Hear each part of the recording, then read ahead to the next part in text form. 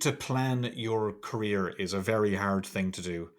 I remember Sean Murphy was very good to me when I was younger, and he was asking me what my plan was, and then I was with Boom at the time, and I said, if I can get from Boom to IDW, and then IDW, within a year, and then maybe IDW to Dark Horse within a year, and then from Dark Horse to Marvel within a year, in 4 years, that I think that'll be great. And I think it was like 3 weeks later, I got an email from Marvel.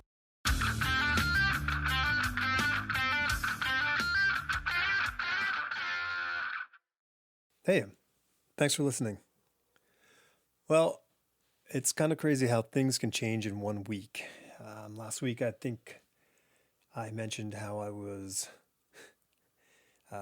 tackling my monotasking nature by taking the query letter workshop. And I forget that life gets a vote. And I had a client call on Monday night a week ago asking for help. And they needed some emergency work done. That added a whole new level of tasks that were not on my schedule, on top of having an advertising project taking up a lot of my time. And I hustled through the work, but unfortunately that did not allow any time for me to update the query letter. It wasn't awkward for anybody else but me, but I opted to sit and listen and take in as much as I could, make as many notes as possible. Rather than talking about what I want to do with my book, I've listened and realized that the book I have written and rewritten, draft after draft, is not the best book for me to lead to a publisher. So, after many days of writing about this, talking to friends and fellow writers, I made the decision to shelve a very important story in order to be a bit more strategic in my approach to novel writing.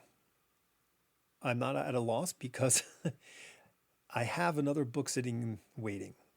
The first book I ever attempted to write, which was a miserable disaster that lasted a chapter and a half, now I am completely comfortable to write it, and I have the whole book outlined.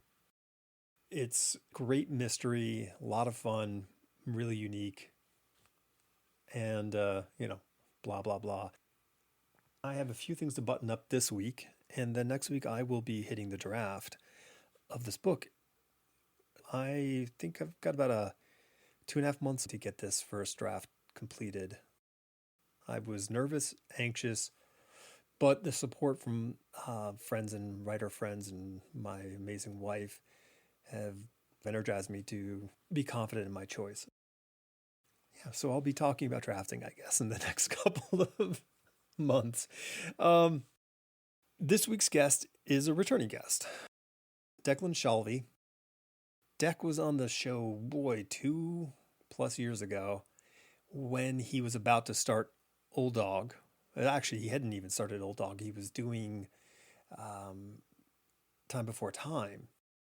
He really has been busy in the intervening years, and we've kept in close touch on his projects, and he is quite an open book when it comes to talking. And we had just a deep conversation about the struggle of podcasting, because Dec has his own podcast called Tape Dec, and it's on YouTube, and there's a link in the description. You should definitely check it out.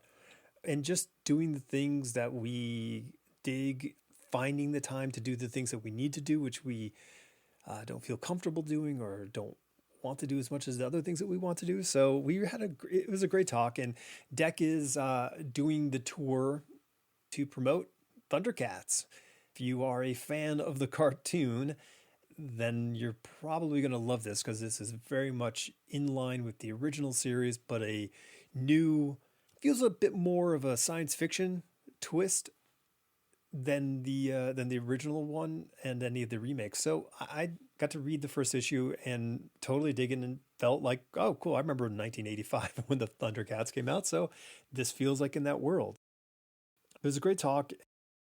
Super excited to hear the early success and the pre-orders of the book. I'm really hoping that readers connect with it as they have with the original show. So, oh, and this one's a bit of a longer one, so sit back and enjoy. This is me with Declan Shalvey. That's why I don't have a guitar in my writing office, because I'll just play the guitar. Yeah, it's on the same. There's so much writing I need to do, and it's like I could just sit down and start drawing, and then I could get work done, and I don't have to any excuse to like not write. I will take, Yeah, just because it's easier to do something else. yeah. I mean, I think it's always been the bane of my existence is the managing of distractions, and I don't Sure. think I was horrible at it for at least the first 10 years of my adult professional career. Mm-hmm. Not very good at that. How has the podcast been going? So I didn't realize you'd fallen out with the guys from before. And Well, not the guys, but a guy. oh yeah, Yeah. Um, so there was an inevitable head, and there's sort of a confluence of things that happen. My personality is I can't leave well enough alone. Like hey, like I'm doing a thing. I could probably do more with this thing. So mm-hmm. um, we're doing the podcast, and I'm thinking like, oh, we could try this, we could try that, and it wasn't really what they wanted to put their energy into. And then I found a lot of effort was me trying to schedule their showing up for recordings along with people I didn't know. Unfortunately, my former co-host was not a happy person and turns that unhappiness against others rather than sort of improving his own station in life.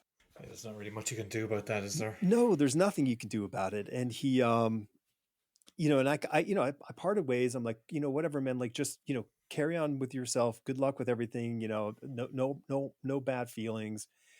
And then he just pulled the curtains open and he like, hey, I'm also just really into the whole comic skate thing. And I was like, oh, I spent 2 years doing a podcast with this guy. And then and then it's like, oh, you really are not happy. Yeah. I thought about it for a while, talked to a bunch of people, and I finally just said, I'm just going to pull those episodes down. It's not fair. It's not fair for you. Like you hardly know me. You just know me as a person from, Twitter and chatting on here. And I thought like, I Mm-hmm. can't do this to Dak or any of the other 100 people I've spent, and they've spent their time with me. And I was like, well, forget this. So pull them down. Yeah.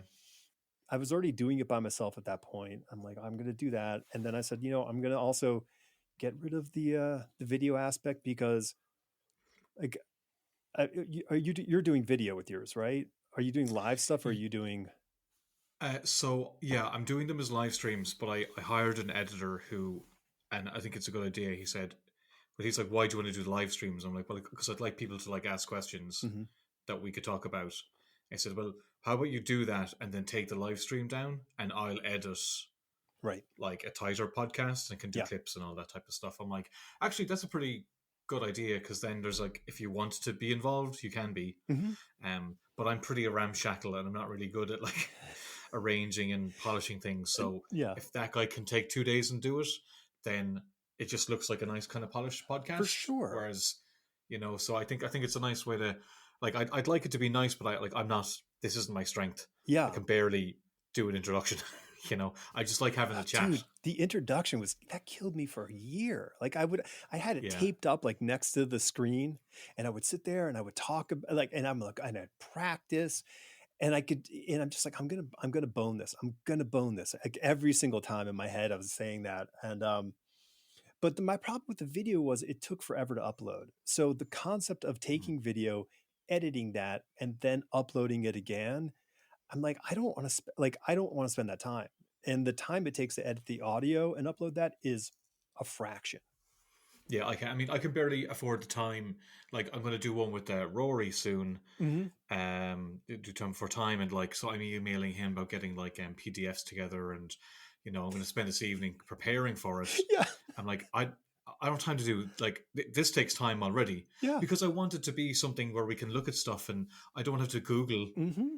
while we're Mm-hmm. talking or anything. I'd like it to be there, but like that takes enough time. So not to mention, like, to be honest, it was an editor. He edits the Ink Pulp podcast, and he reached out to me. Oh, okay. Yeah. So I probably I wouldn't have known who to get Sure. onto, but Right. he wants to do more video stuff. So I'm like, okay, cool. Well, if I can pay you a bit of money, then cool. Then I don't have to do it. And so we did take it. We tried to do Riverside, but Riverside doesn't do. I'm not able to show stuff on screen because Mm-hmm. I want to show scripts and pages You and can stuff. if you pay even more money.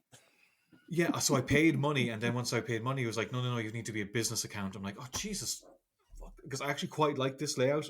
I like the Riverside layout a lot. It's Sure. actually much better, but like also you can't like share stuff easily, and I would be on I'd be on the live stream going, ah, for fuck's sake, Yeah.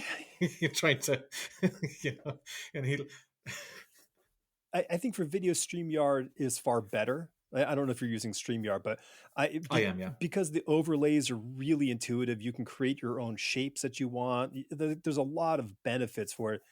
But for the audio side, I kept looking at Riverside. I'm like, it's just so much better for as a mm. tool for the audio side. No, the editor was trying to talk me into Riverside. Like I even got a paid account, but that's when I realized it wasn't going to work. But Yeah. he I like I liked everything about it, and everything he said was true. Yep. But Yeah. that feature, I need it for what I'm doing because I want to be able to go like, oh yeah, see that in the script, but over here in the pencils. Yeah. But I'd have to unshare the screen, select the thing, share the screen. Like I'd have to click three things to get through it, and that would kill the conversation. And um, And I bought one of those Elgato controllers back when we were doing it for the video, so I could preload stuff onto that and push a button and it would show up, which was great, mm, Um, but you were talking about getting someone to edit it. Like I'm just like, hey man, play to your strengths. My strengths aren't doing the deep research, like sitting back and reading, your comic book or anybody else's comic book. That's no big deal. I can sit and read a sure, book. I can do that yeah, stuff. yeah, yeah. I can go on to onto Wikipedia or whatever and just go, oh, okay, I get an idea of what like their life story is as far as their career goes.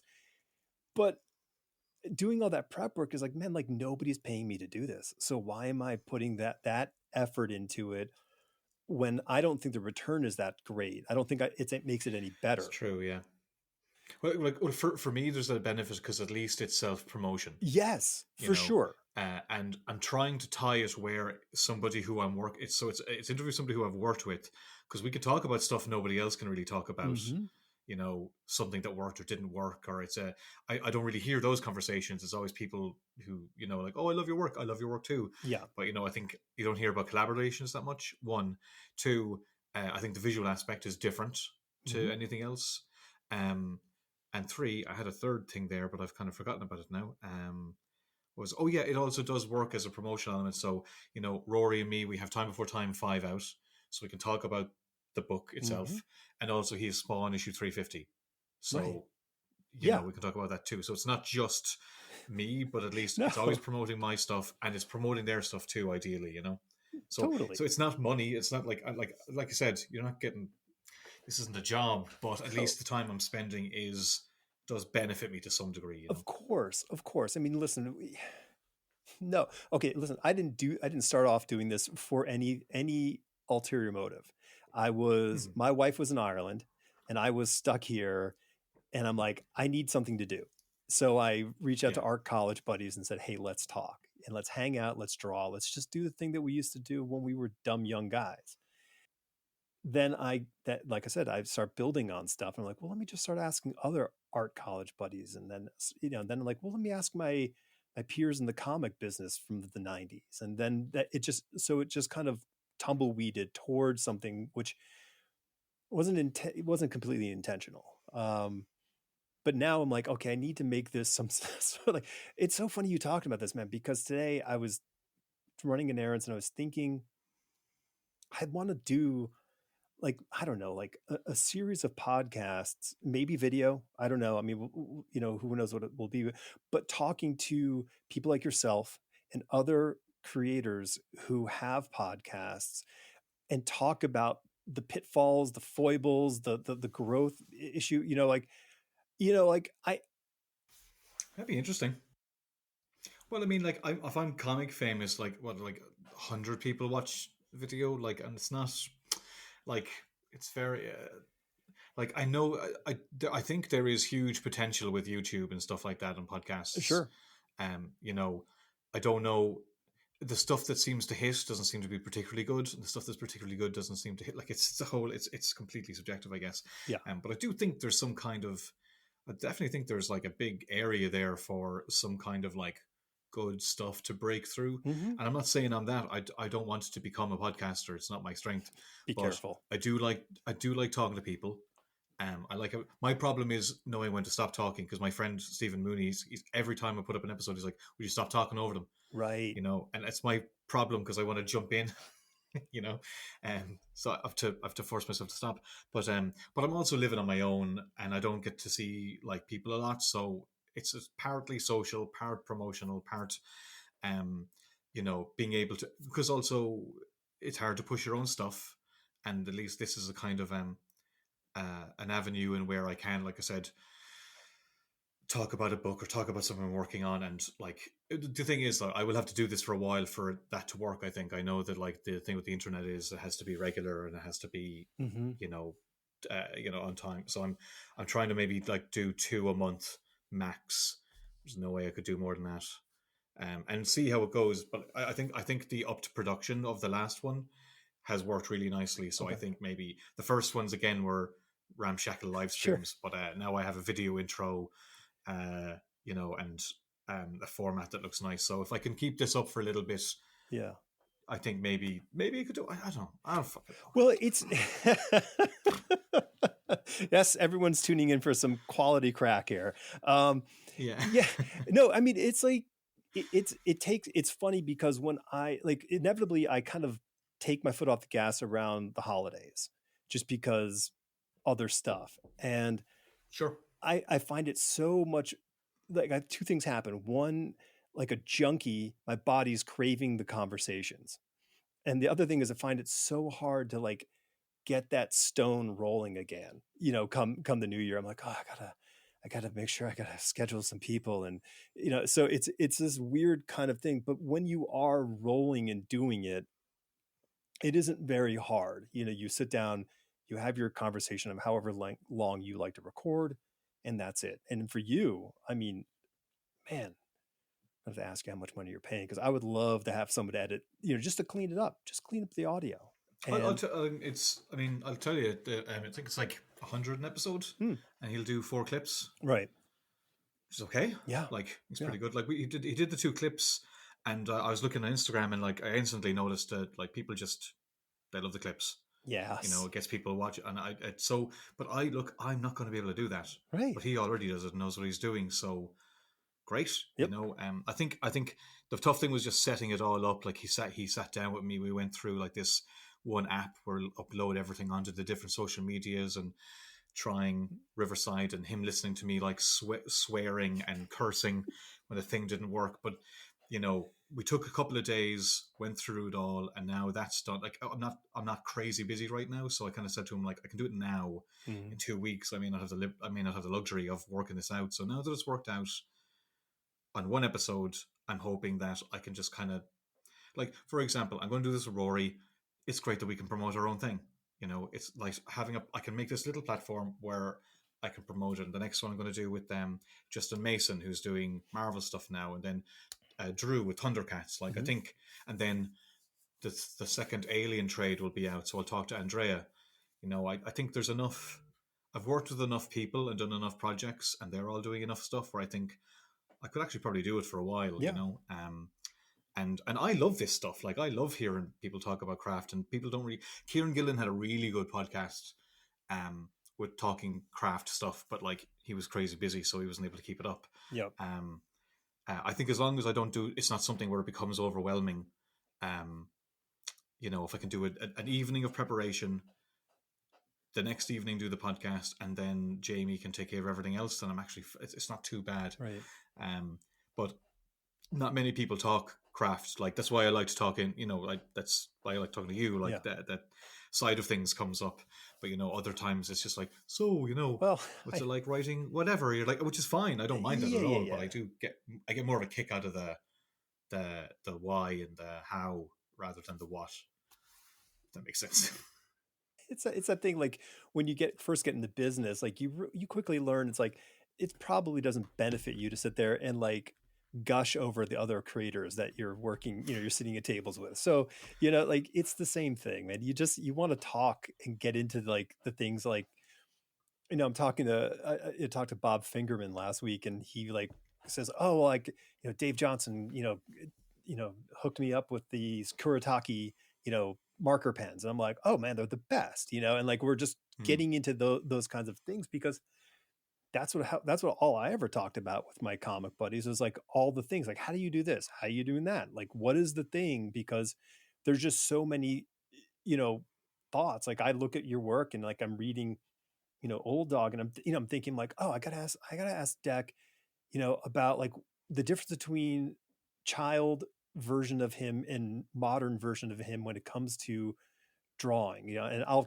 ask you that question in a bit, but Hmm. like all that kind of stuff, because I think about it looking like I had this great instructor for design a long, long, long time ago, and he said, listen, I'm going to teach you things and I'm going to ruin you how you look at things in life. Like once I tell you about typography, you're going to see all these problems around you for the rest of your life. And I'm like, okay, yeah. And the second you make your own whatever it is, all you are is a conscious observer of whatever that thing is forever. Like it's hard to get the Hmm. wool pulled over your eye anymore. Well, yeah, same thing from a right. If you do screenwriting courses, you can never watch a movie again. That's Right. the type of thing. Totally. It's like finding that balance. Yeah. I mean, and since you're writing all the time, like every time you watch something, you want to figure out what the thing is and what the next moves are before they happen, because you want to know where your storytelling, internal mechanism is in relationship to, a full production. Like you go, oh, okay, like Hmm. I get it. I'm in the right territory of what's happening. So, um, yeah, listen, I get it, dude. I mean, you'll get fine with it, because if you can figure out how to do, you know, a production based medium like comic books, you can figure this out. Yeah, that's true. Like I think maybe we talked about it last time, but like after me and Jordy broke up, and I wasn't able, like I didn't have anyone to rely on coloring wise, and she'd Hmm. made me look so good for so long. I had a total like confidence leak, and I Yeah. was like, oh, I'm even any good anymore. Like, so then I decided I'm going to upscale, and worked. I think I worked out design. I'd kind of taught myself in design, and I did all the dressing for bog bodies and then I'm going to teach myself to color, and like I think I don't want to letter, but I did buy Nate Picos's lettering book. I'm like, I'm probably going to look at. I might mess around with it. I don't want to letter. I've done it before. I did it back 15 years ago, and I hated it. Hmm. So I've no interest in actually doing it. But I do want to know how to do it. Like Sure. I think. I think that's what I did in the last few years. I've just kind of retracted a little bit. I'm drawing less, but I've learned more, Hmm. and now I kind of have more control over everything, which is now I'm becoming a narcissist, I guess.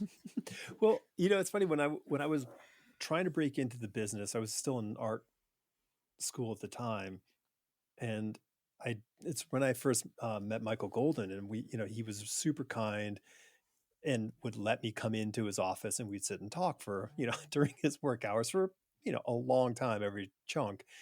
And he's like, listen, learn how to do every single bit of the book, because Yeah. not to say that you have to do all this stuff, but the fact that you can do it makes you understand what the constraints are for the person who's doing it, and it Hmm. allows you to speak to the people doing it in their language. No, that's a very good point. I mean, I didn't have the luxury of Michael Golden telling me that, like, but I had to figure it out my own. Like I said, I hated lettering when I started out, but I did it, and because I had done it, it was great training for me to know how to leave how much space when Yeah. I was for balloons when I was doing layouts. Mm. And when I was working for Marvel, I remember the letter I worked with.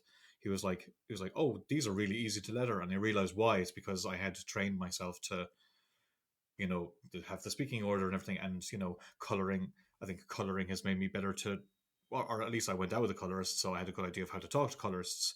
and as a writer, I have a good idea how to talk to artists. So like Mm-hmm. everyone should do, not even like learn how to do it properly, but just at least try it to have a decent sense of how it's done, how to do it, how to talk to people. This is gold, by the way. We're missing out here. Well, no, I think it's so true. Don't worry, we're recording. It automatically records. Oh right, okay, all right, good, good, because this is quality stuff. Yeah, It'll be on the cutting room no, floor otherwise. yeah, I think learning all those things. I mean, but how did you have the wherewithal to know, like, hey, I'm gonna have to, because I mean, we don't make a lot of room for word balloons because we're drawing these cool pictures. So like, like what was it like? What was it looking at somebody else's stuff, or did you get some feedback? Like, what was the tip off? No, I mean, back when I was a kid and you're trying to figure it out, there were some, there was how to draw the Marvel way. Mm-hmm. The, that was it's kind of in there at some stage. I remember Marvel did like a second tryout book, and it showed you how the letters were done. Mm-hmm. So I'm like, so that was kind of in there. But I did um I think I always just did that, but I did specifically letter. I did a kind of an Irish small press book where I had to letter that, so I had to figure out how to do it, and I think that probably gave me better. I think because I just went like, they'll fit there, but then Right. I had a much better idea of how they fit. And even now, when I'm writing, I never really write stuff that's going to be a big block of a balloon. I'll I'll make it, instead of one cap with a lot of dialogue, I'll probably have three caps, which might be a little bit more work for the letterer sometimes, but I think it gives them more flexibility as to where, if there's not a lot of room, you can at least kind of move one around a bit. Mm-hmm. But it's very hard to take an entire huge block of text, and it's not that malleable. Right. Um, it's just doing, though. I think a lot of it was just doing it and working it out as I went along. Yeah. Um, yeah, in a lot of these cases, because people will ask me questions now, and I've just been doing it so long now, Mm-hmm. it's just muscle memory, and it's very hard for me to think like, why do I do that? Yeah. I just can't remember. It's just kind of hardwired in me now at this stage. I just instinctively know, you know, move it here, move it there. This should be there. Sure. I just think it's muscle memory at this stage. Yeah. Well, I mean, I think for me, one of the artists that I've noticed the writing, or actually not the writing, the lettering issue, not an issue, but the masterful use of space was Walt Simonson. Like Mm. Walter, to me, nobody can make more space on a page and in a panel than he can. Like he has this amazing sense of volume that he can put into a panel. And then you would like Well, also the way he's lettered, it was who lettered him? John It was Workman. that's Workman, of course. Yeah, And Workman's balloons are like a design element, much totally, like totally the drawing. So I don't think there's a more symbiotic combo. lettering style and art style than those two together. Totally. And like I just remember like like he would in the sound effects, these like doom scrata boom, like super long, like 28, character, word that goes all the way across the panel, but and it interweaves through the, the foreground and the background. You're like, it's beautiful, but it But makes you go look, like, I oh, have I to want to say, do like, that. I don't think I'm a good person to talk about this because I don't really like lettering. Um, I don't like sound effects. Mm-hmm. In my own art, I don't like having sound effects in there. Not that I think they're bad. I just don't think I like the drawing to have sound. Mm-hmm. If that makes No, sense. that's fine. When somebody punches somebody, you feel it. I don't think you Mm-hmm. need a thwack. Um, but I will say, as I've been writing more, like if it's the alien and there's screeching or the sound of the guns. Like I was watching what was it? I was watching Mayor of Kingstown, and there's a scene where the SWAT crew come in, and as they fire, it's not like it's like no. I'm trying to try. It was like actually I can't even do the sound. It was so like low Oh, and really? menacing. I just remember thinking like, oh yeah, it's good. That's a Yeah. good sound. So I actually like writing sound effects for other people, Mm-hmm.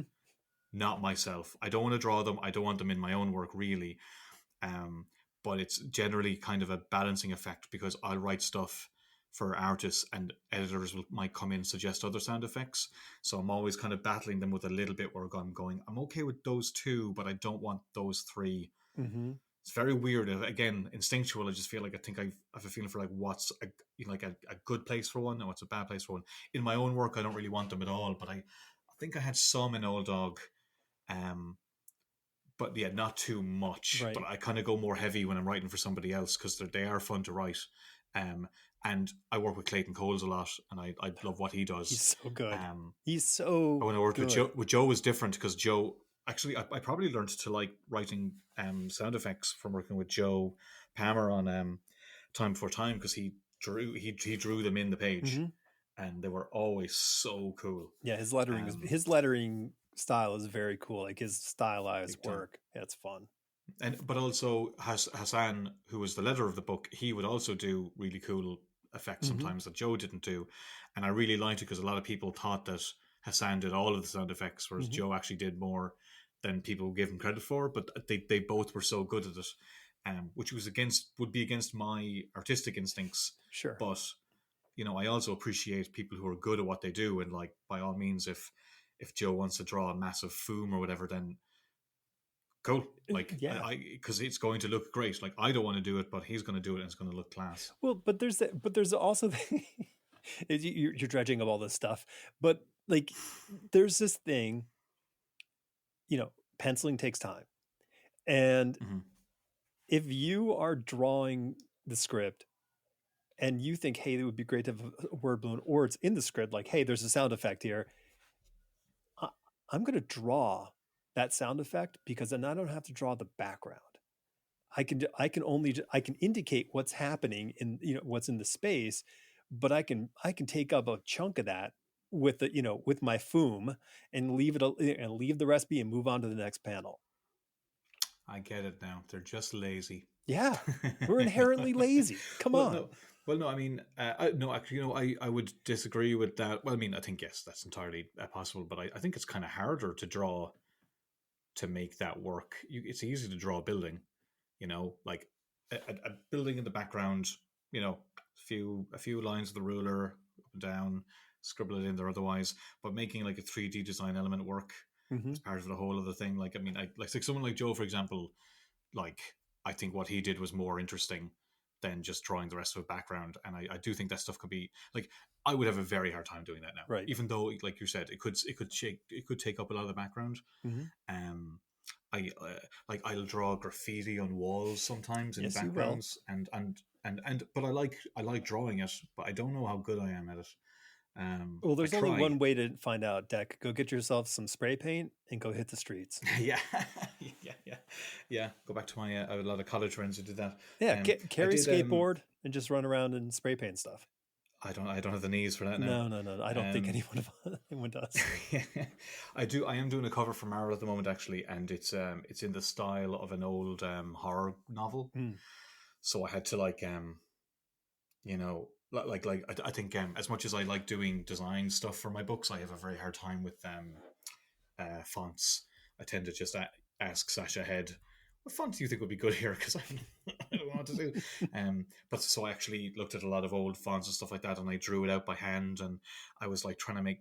I think I posted something on Twitter going like I got into comics, so I didn't have to do maths, right. Because I had to work out all this stuff, and so that was an interesting challenge. I hadn't had to draw text like that before, but yeah, it was interesting. But I do have a hard time with it. Yeah. But sometimes it's good to try something that you aren't good at because you get too comfortable with the stuff that you are good at. Well, I think I think the more you can mentally cross train on anything that you do, just the better your kung fu is going to be for the thing that you do.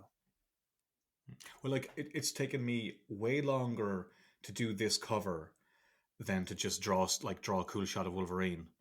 But because there's a design element that'll be worked through the series, it's probably going to take me way, way less to do the rest of the covers because it's basically one design element with a different picture. The picture is probably going to take me very little time. Right. But I spent a lot of time figuring out the frame, so it kind of feels like I'll be cheating on the later covers. But I did spend like way too long, like ruling things and making sure they were clean. And I didn't send it to a flatter to get flatted because I needed to kind of like work out the perfect dimensions myself. So I think when you're working a lot as a freelance artist, you're always timing. You're like, okay, it's going to take me a day to do this, and a day to do that, and a half day to do this. Mm-hmm. So in order to be productive, you'll plan everything out that way. But sometimes there's a job that will just, drive a train right through what you think your schedule is going to be, and that can be absolute disaster. But I think it can also just keep you on your toes too, which. Mm-hmm. When you're stressed and you're trying to get stuff done, like the argument of like, hey, it's good for your craft to be on your toes is not what you want to hear. No, You know? no. But it's ultimately can be good for you. It's like getting bullied. Nobody wants to be bullied, but sometimes you're probably better off because you got Sure, you know how got a to slap around take the it, neck. and you know how to stand up for Mm. yourself. Like Yeah, yeah, there's some plus sides. Not that it's fun. yeah. We're pro bullying Oh on yeah, this this is podcast. this is a pro bullying podcast. Like it. Do you, now? Here's the ego question, because I know what the answer is for me, and the answer is yes. But you know, building up your chops on the understanding of the lettering aspect, does the sort of Cliff Chang, you know, Catwoman idea float in your head of saying, hey, I could do a book, I could do like a short series, all me, just pure deck. Mhm. Are you familiar with Old Dog? Because that's exactly what Well, happened. like, somebody lettered like that I for you. was. Yes, no, somebody lettered it for me. I don't. I don't. I think it would be. I would letter something that's Old Dog is actually very personal. It doesn't look like it, but it is. Um, but maybe something a bit more like limited, maybe like a Mhm. 48-page Right. thing or Yeah. something like that. Something manageable. Not like a 20-issue series. Like all over 100 pages. I think that'd probably be too much. I think I'll definitely play with something on it. But like for me, like when I was doing Old Dog, and I just saw Cliff's stuff, specifically the Catwoman stuff, and I saw he'd colored and lettered. I'm like, because I was going to ask a good friend of mine I had asked him actually at one stage to color it, but because I decided to upskill while I was at Marvel coloring my own stuff, I did a Hulk one shot that I wrote and drew, and I've been coloring my own covers for a year or so. And again, I was trying to upskill, and I was like, I think I'd like to color this story. Hmm. So I asked if I could, and they were up for it. And I knew it was going to be a lot of work to.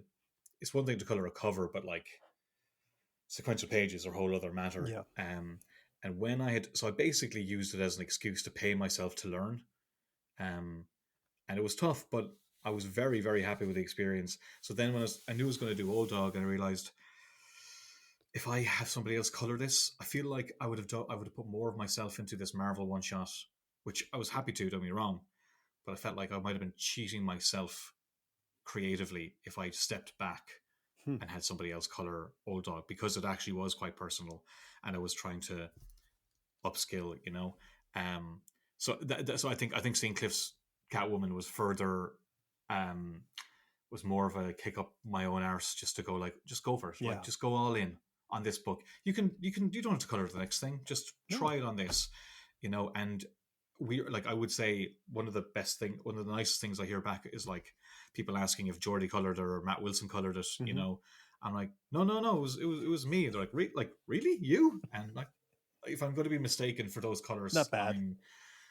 I will bloody take it. So that's it. And I think weirdly, because I colored it myself, my art was a little bit. I don't know. It seemed to catch some people off guard art wise from artists, which was cool because you don't often get that. Mm-hmm. I don't know what it was. I don't know if it is any better or worse. But that was like seeing Cliff do everything on Catwoman. I'm like, okay, I'm going to do it, Yeah, but not lettering.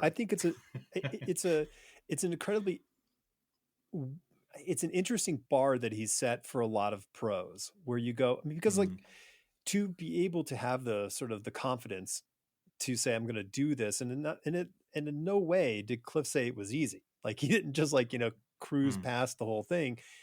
He worked and labored all the way through these 4 issues, but for him, and just like yourself, like creating the frames for that series of covers that are going to come out, or for saying, hey, I'm going to color this series.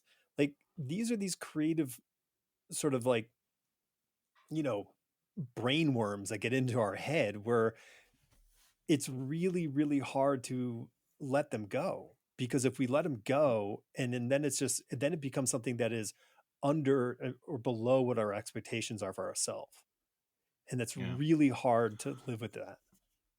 Well, my problem is now I actually really like coloring myself. Okay. I quite enjoy it.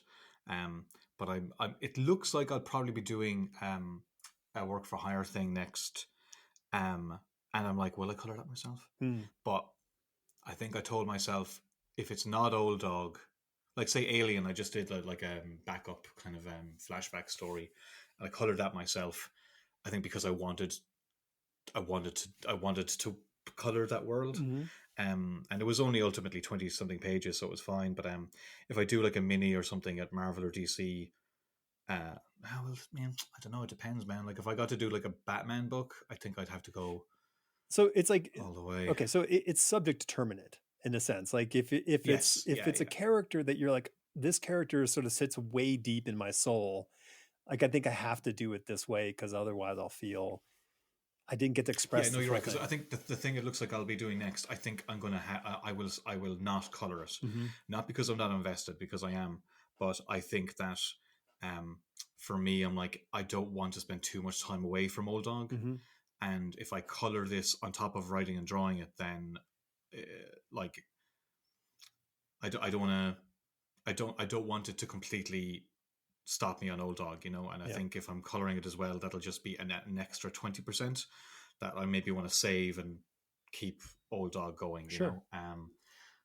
And you know, like there's some colors I'd love to work with as well, but I would say like I have to talk myself out of coloring now at this stage. Well, that's Because not too bad. I do quite like Yeah. it. So suck it, Deadpool. You're not getting colored by Dec this month. So Well, actually, I can't say what it is because I have a project where I won't be drawing something, but um, I'll be writing some of it. And I won't be drawing it, but I'll probably color some of it. oh, cool.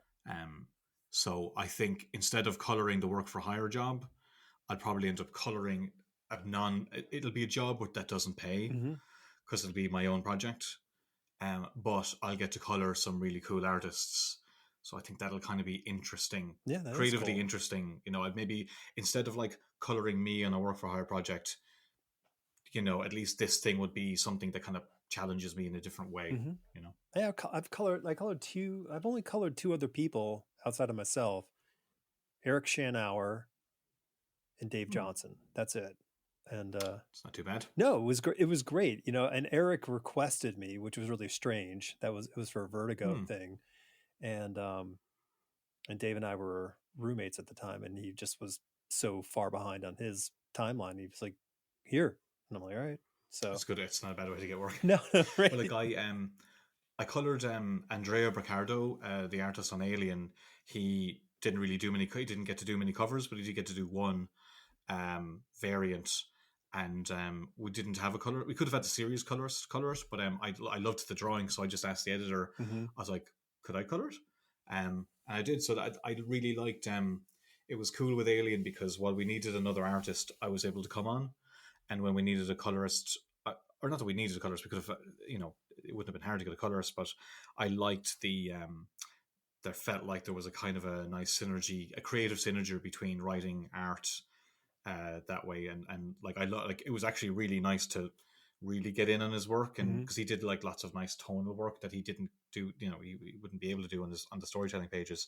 So I got to really go in and see some lovely stuff, and kind of, I don't know, it felt, you know, it was cool to jam on something, and it wasn't normally it's the creator on stuff where you do that because you don't have to ask people, and there's no like, you know, hoops to jump through. Right. But Alien was really cool because like the editor was great to work with, and she like pretty much it was on board with whatever we wanted to try. So I don't know, that was just a cool moment. I don't know why I'm so sentimental about that, but it was cool. It is cool. So how does the So with the interjection of coloring into your, into books, I mean, not covers, but we're talking going for books. Mhm. Like, how does that change your approach? It has to change. It has to change your approach to tackling the page. Yeah, I mean, I never thought about color when I was drawing. Mm. Never. Um, I wasn't good at. I didn't really get the hack of painting in art college. I did fine art printmaking, so it was all there was color involved, but you're talking like two, three colors, stuff like that. And I generally just like doing one color stuff anyway, so I never really thought about color. Um, and like sharing a space with Jordi Belair, you know, I would have liked to have like learned how to color Mm-hmm. with her, but it didn't never really panned out. She was really good at like mentoring other people, but not so much me. I think we shared a space, so like her patience Right. was shorter. But so while that sucked, what I did do, I think, was I did soak in a lot of like ideas she'd have or things she'd notice or stuff we'd have conversations about. So I think a lot of that kind of seeped into my brain over time. Mm-hmm. Um, and I mean, after we stopped working together, I had the benefit of seeing one of the best colors in the industry color so many of my pages. So like, I'm like, how will I color my clouds? I'm like, oh wait, I'll just look up this Right. she we did once. You have a cheat It's an sheet. amazing. Yeah. Exactly, yeah. So that actually did help.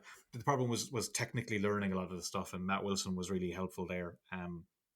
He told me that I had good ideas. I just lacked the technical know-how Mm. of how to like do it in Photoshop.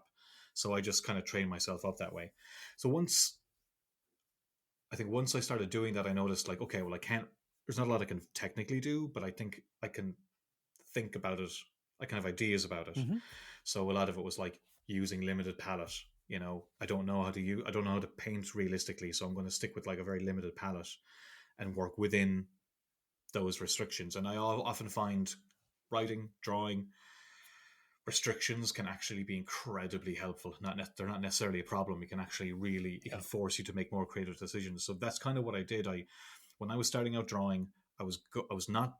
There was a lot I wasn't good at drawing, but I had a good sense of composition. Mm. So I really leaned on composition to cover up bad drawing, and then I tried to upskill my drawing.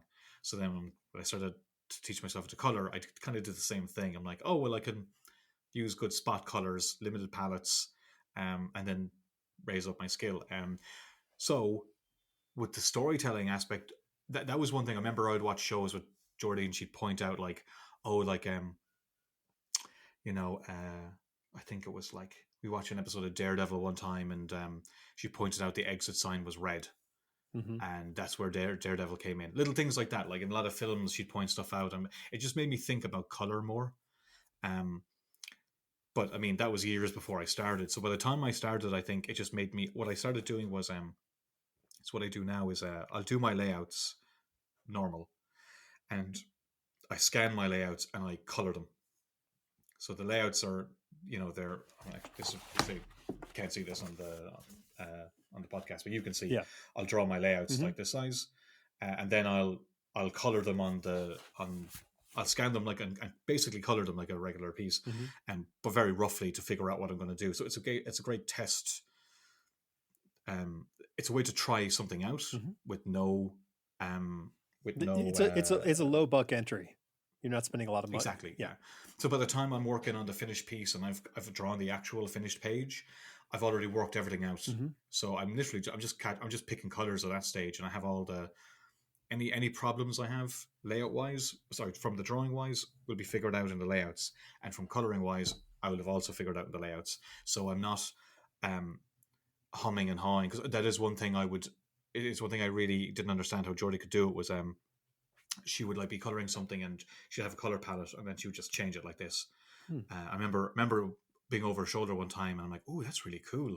And then she's like, yeah, and then something else. I'm like, oh, that's really cool too. Like, Right. I didn't know how she was able to just switch like that. Yeah. I would be way more, oh, I don't know, that's good now. Like I would be agonizing over it.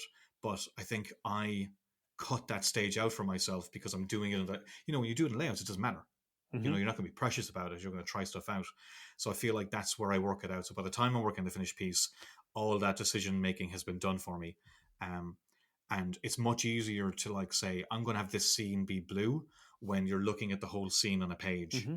as opposed to looking at like 5 different files on your computer and go, oh, open this one, and then it takes a minute to open, and then your color pick. Like it's, I think, you know, it would be like trying to paint a series of paintings and they're all in a different room. You Sure. know, whereas the way I work, I can just look at the whole comic, and I can just figure things out Mm-hmm. from there. Now, I will say I don't think I draw any differently, just because I know it's going to be colored. But I think maybe when I'm inking, have a couple of rim lights. Like I might just leave a little bit of white, Okay. might shadow somebody, and then before I might have just blacked out the edge. Mm-hmm. Now I'll probably leave a little bit of white because I know I can pop in a color there later on. Little Yeah. tiny things like that. But I'd shifted a lot from like heavy black and white to a lot of like value stuff in Mm-hmm. grays. So I think because I do a lot of value work in the inks, um, I don't necessarily need to do that in the colors. I think that was maybe what I was very scared of about coloring years ago, Right. not having a good sense of values. So just yeah, I'm sorry. I think I'm all No, no, I no. just You're no, traipsed over your question. you're on point with it. I think that it's interesting because the the digital tool of coloring, as it stands, can do so much heavy lifting in the artwork phase that wasn't the case with coloring, decades ago. Coloring decades Yeah. ago set tone, but it really worked for delineation. This is a car in the background. This is the difference between the Hulk's, arm and the other person the Hulk is grappling with. So like you Mm. could see everything with much more clarity. But now you can have all of this sort of like really magical powers, that you can apply to these pages, which, can be overwhelming, but nonetheless, it's this great level of interest. Like you can think ahead, like say, okay, cool, I'm going to leave this area to put a reflected rim light here, or you could make sure that when you're inking something, you can leave that on a separate layer because I'm going to change the color of that whole thing, so it's not like Well, you see, I do everything on the page, so yeah. there's very few times where I will do something where I'll add another element later. Mm-hmm. I think with Old Dog, maybe there's like the strips that happen in the first issue. Mm-hmm. Those were drawn elements that I put in later. Other than that, I like everything to be On on the the page. page. I think the only time I maybe will make a decision is it might be a case where maybe it's a reflection or it's an effect Mm. that I would do with a wash normally, and I realize that if I do color hold on that, it might be too light.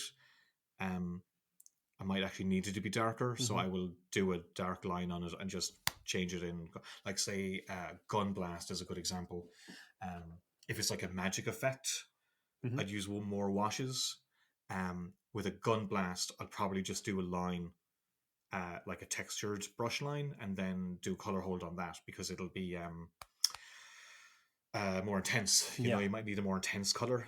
But if the wash is very light, then you're not going to get an intense color. Like you can, but it'll be very softened. So little tiny Mm-hmm. adjustments like that, I'm more aware of. But like when I did that Hulk one shot, that felt like when I colored it, it felt like I was a cinematographer. You know, Mm. that's kind of like that was like a lot of Geordie's influence there. Um, green was a very powerful color to use, Mm-hmm. and I specifically remember thinking of that Daredevil episode where there's a sign that says exit and it's green, Mm-hmm. because Hulk's going to show up. Right. Um, the I'm just trying to think of where else did I use that.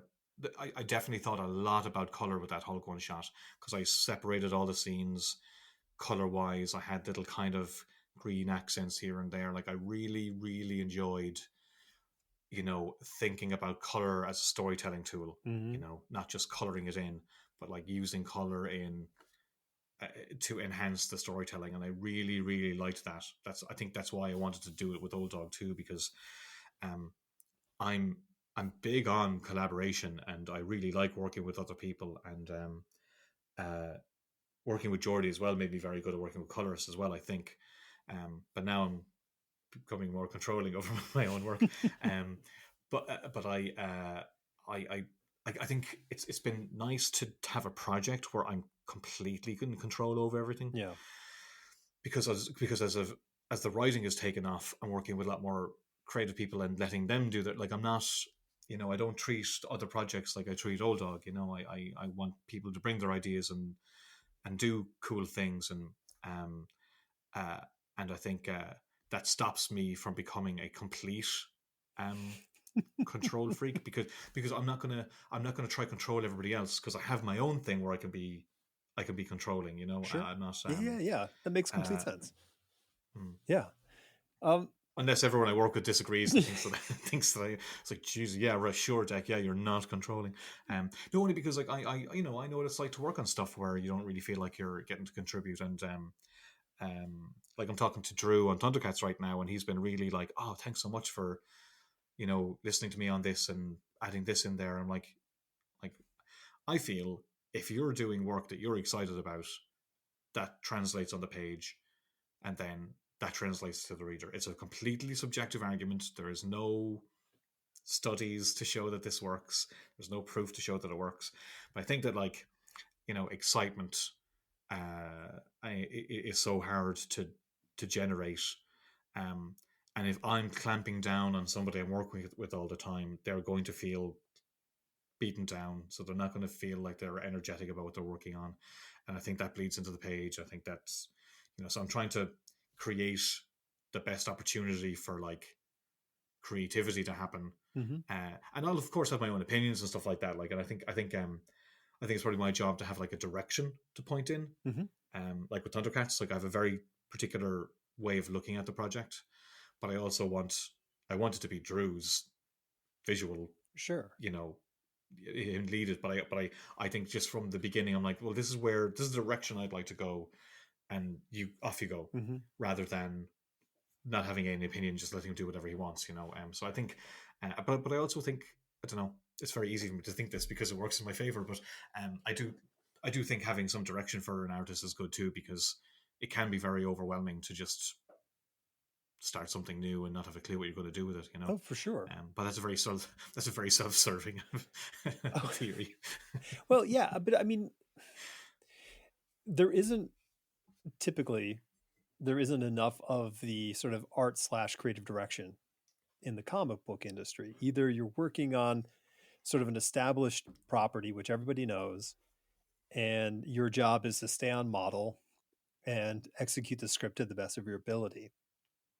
And, maybe there's some latitude for a little like, excitement and love in there, and that's great. And, when you're doing it, when you're young, especially, it's the best thing in the world.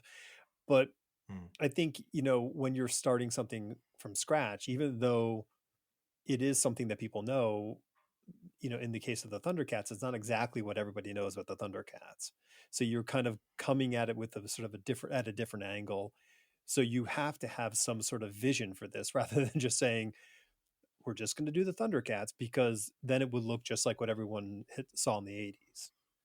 Yeah, exactly. And I mean, and I'm personally excited about. I remember when Trad Moore was doing Ghost Rider years ago. Mm. It was announced, and I was like, "Oh, Ghost Rider, Trad Moore? What's that going to look like?" Mm-hmm. And I loved that I didn't know what it was going to look like. And then when I saw what it looked like, I'm like, "Oh, that's so cool!" Like Daniel Warren Johnson on Transformers. I'm like, Mm-hmm. "Oh, I wonder what that's going to look like." I personally get excited about that kind of stuff. So, didn't want Thundercats to be like, "Oh, it's just like the cartoon." Right. That's not. I want there to be like a noticeable twist of the knob, Mm-hmm. where this you pick. It's like, oh, this isn't exactly like the comic. It's a lot, or sorry, the cartoon. It's definitely a lot of it in there, but I want you to know that this is Declan Shalvey and Drew Moss's Thundercats. Mm-hmm. When I did Moon Knight, I wanted everyone to know this is Warren Ellis and Declan Shalvey's Moon Knight, Yeah. not just any other Moon Knight. I want a book to have an identity. Mm. Same with Alien. With like a Marvel book, you don't necessarily have a lot of control over how it's going to look. But to be fair, a lot of the editors, I mean, they all love comics and they would love cool comics and they want to make cool stuff too. So if they can do it, they will in a lot of cases. And Sarah Brunstad was the editor there, and the conversation of who's going to draw. Like I was very involved with all of it. Um, you know, I wanted to make a book that had a certain feel Mm-hmm. that was different to the previous Alien stories. I wanted it to look more like the Dark Horse comics, but of course, Marvel, they want to do their own stuff too. So finding a creative balance between doing something that Marvel want, they want this to look like their books, but also embrace like a more kind of gritty tone. Mm-hmm. And I'm just really happy that like those corporate gigs,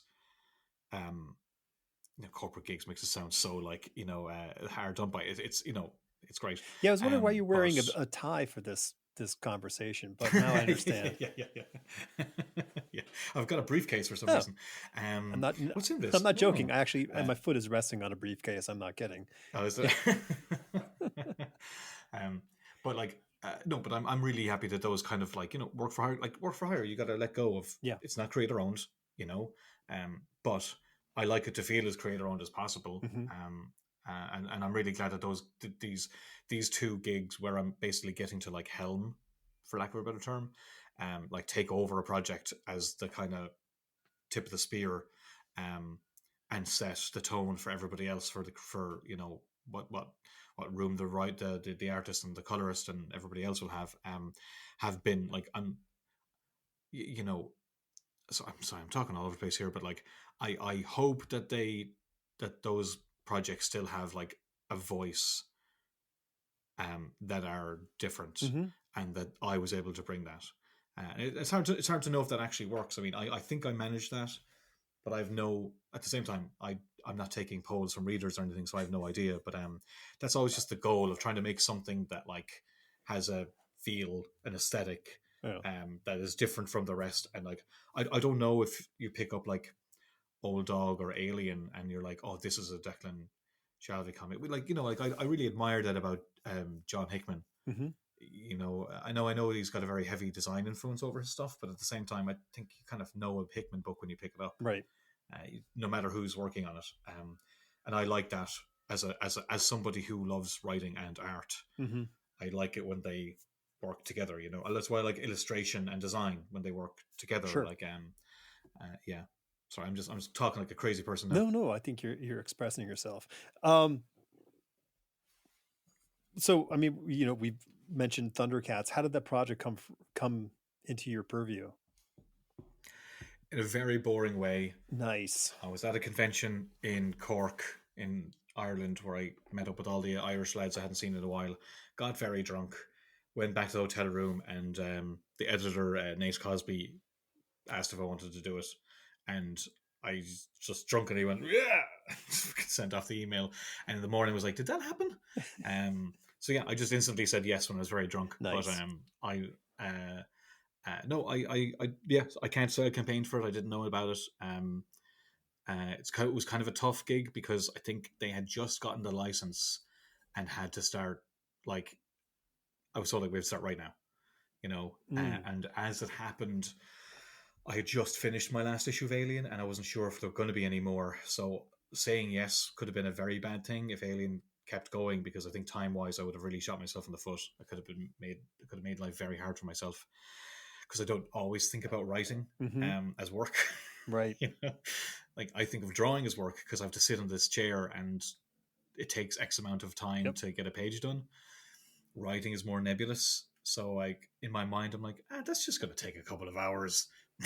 But it takes like a week. It takes a week. Yeah. So as it turned out, the Alien series, they were ending the Alien series, so that slot in quite nicely to have another project to kind of like helm. But that was it really. We were off to the races straight away. I think I started thinking about artists, but then Nate suggested Drew Moss straight away. I think Okay. he was working on a Gargoyle series for him, and I was actually a fan of Drew's. I'd seen his work for years, and I really liked it. And it was really weird. We didn't know each other. We seemed to have all the same friends, but for some reason had never properly talked. So I was a fan of his, and he didn't hate me too much. Good. So Good start. Yeah, and there's room for you to improve on that stance. Exactly. Yeah. No, it's been really great. I think Like he's got a really good like I mean, he's really good from a technical standpoint, but he can do cool action Mm-hmm. stuff, and he can do mood and atmosphere. Like, so he's actually he's got a broad skill set, which I'm trying to lean into. Like, I want the book to kind of look dark, but also be big and actiony, and um, like, uh, we really looked out. I didn't know who we'd end up with, but I didn't have too much time to worry about it because Nate pretty much found Drew straight away, or found him. He was already working with him anyway, but Mm-hmm. I think he was a perfect fit. Once he said it, I was like, yeah, yeah. I don't want to think of anyone else. He's great. Mm-hmm.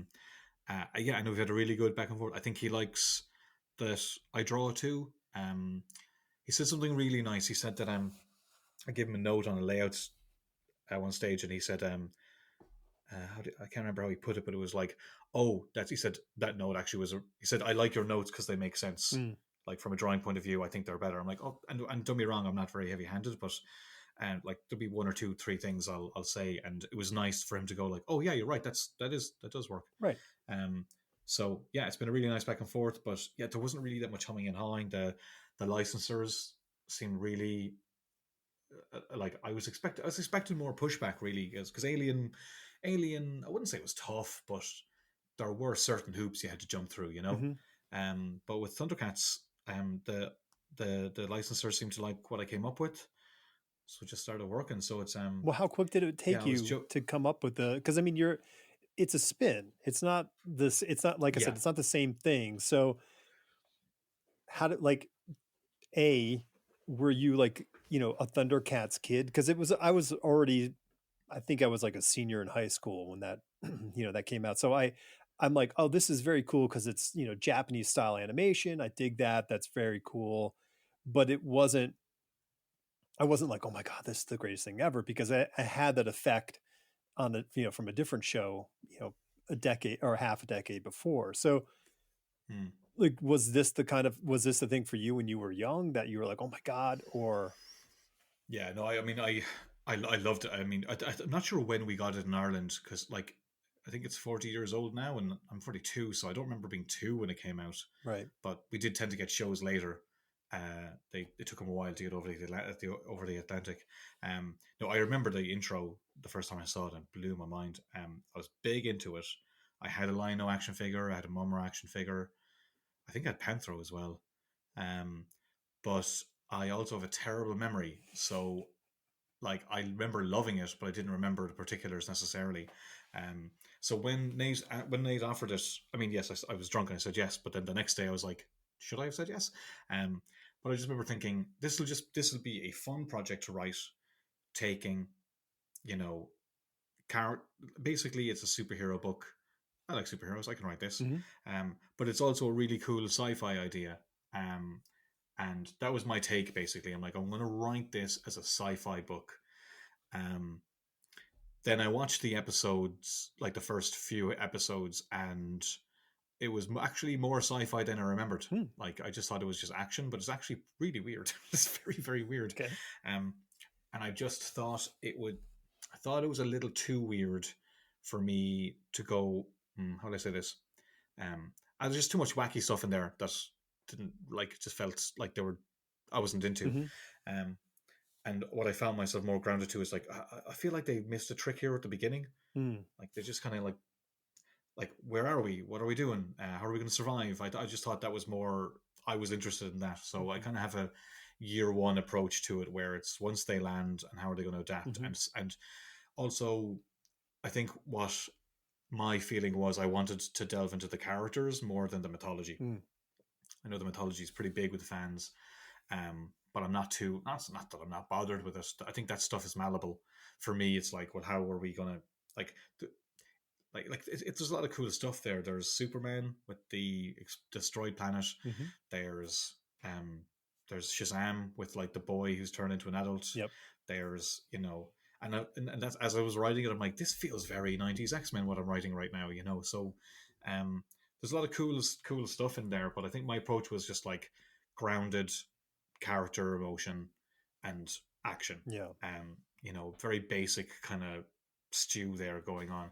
But the more I've been writing it, the more I've been kind of looking at the mythology, and there's always something kind of cool you can, it's like, oh, the stuff are like, oh, if I'm going to do this, and then I'll do a bit of research. I'm like, oh, that works great. I'm going to use this, Mm-hmm. and so that's again, I like the restrictions are fine. Yeah. But I had the same approach to this as I did with Alien, which was I'm just going to immerse in a little bit of it, and then go off from Mm-hmm. there. I didn't read every single Alien story because I didn't want to. I wanted to just. I don't want to read every bit of story and then try find a pitch that's original. I want to go with my gut Mm-hmm.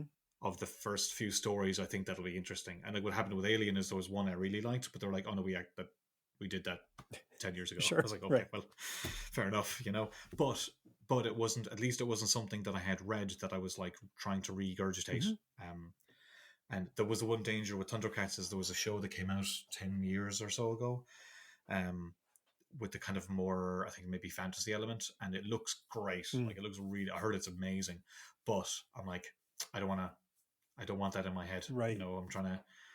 I'm trying to go back to this to the what's it back to the the Mm-hmm. original well, Sure. and go from there. And if something ends up being similar, then I can change it, and that's fine. But I don't want that in my head when I'm trying to come up with something new. So yeah, my approach is I loved it, but I don't remember all of it. So Right. you know, write. I'm trying to tell a basic story with the characters, and then as I've been writing it, it kind of has built into a bit more of an epic, which is it's just been fun. And also I know I have a lot of issues to do it with, rather than say maybe a Marvel DC book where you don't know if it's going to last past issue 5. Mm-hmm. I think they were I think Dynamite were very confident about this from the start because I was told like I have basically like a whole year Okay. to pitch, which is great from a writing point of view because that means if I can get you to invest this character now, I Mm-hmm. can kind of do something later on rather than like when we were doing Time Before Time, you're always worried we'd have to like wrap it up in the next arc. That Sure. was always there was always like guillotine hanging You're right just over your head, looming there. very close to Yep. your head. Yeah. Well, I mean, it's interesting because, I think about it on a writing aspect, like, everybody loves plot. We get excited by the plots. Ooh, this is really fun and intriguing. But the thing is that that's not what gets us. That's not what brings us through. What brings us through is our connection to characters. So, as a writer, your responsibility is to make this character's journey as relatable, interesting, um, painful, however you want to, you want to drag the reader through it. That's your job. The plot Mhm. is the thing that you're hanging all this other stuff onto to give context. Like, oh, okay, well, this is a reason we're doing all this stuff. But the character's purpose is because, like, listen, if if some crazy thing happened, you'd be like, there's no guarantee that you or I would, grab a weapon and go off to battle. We might just be like, screw Mhm. that. Let's go find some shelter and wait this out. So you have to have a character who, when that, moment of instigation happens, they have to be grounded to be able to go ahead forward and do these things. So that's your job.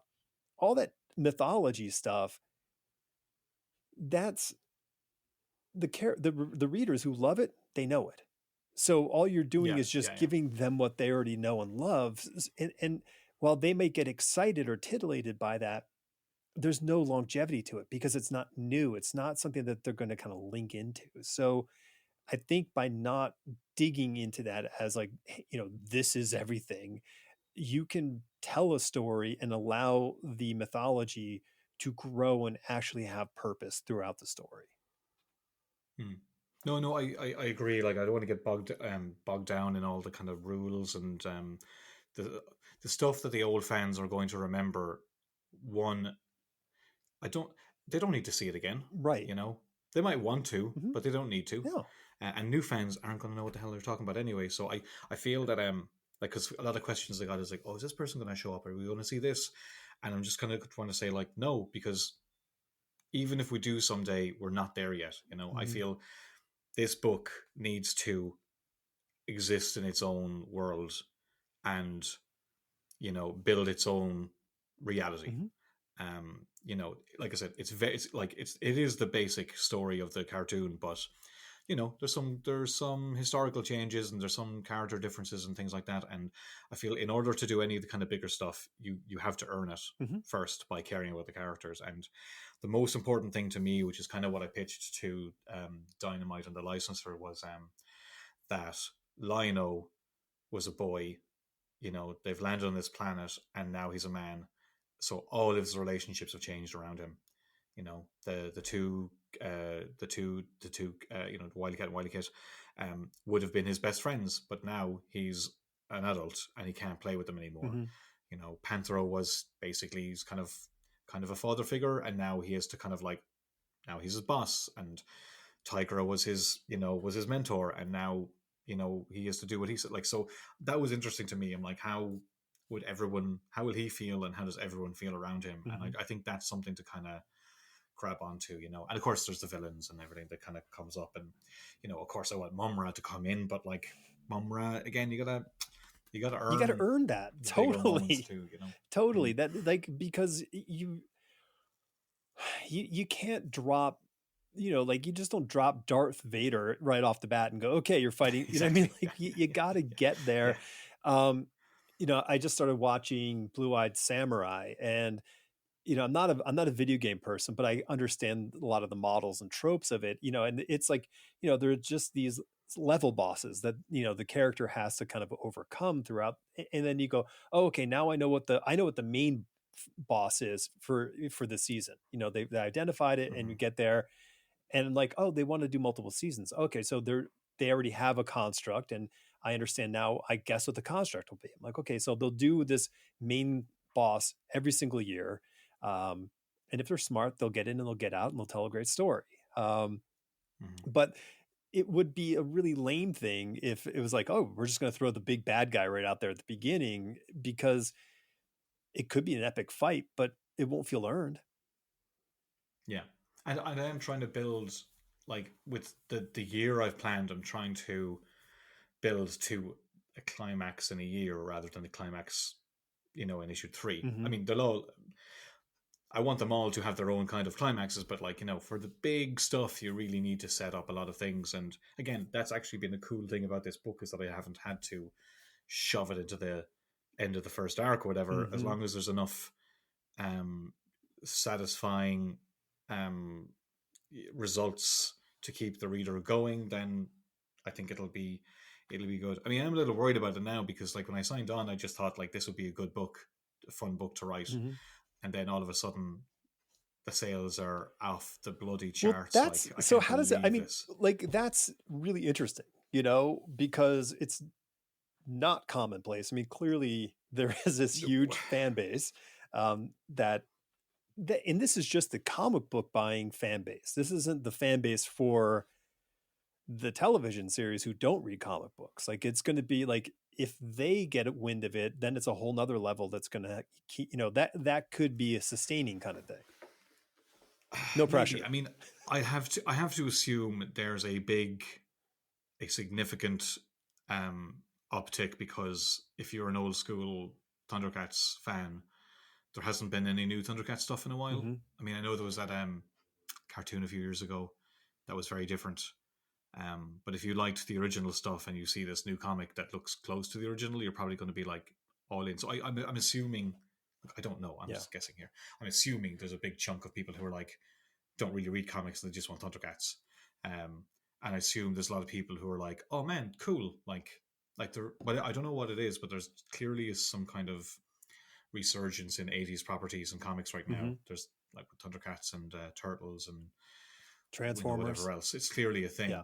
So there's something in the zeitgeist right now which I didn't know when I was, taking this You on. were drunk. Um, yeah, exactly, yeah.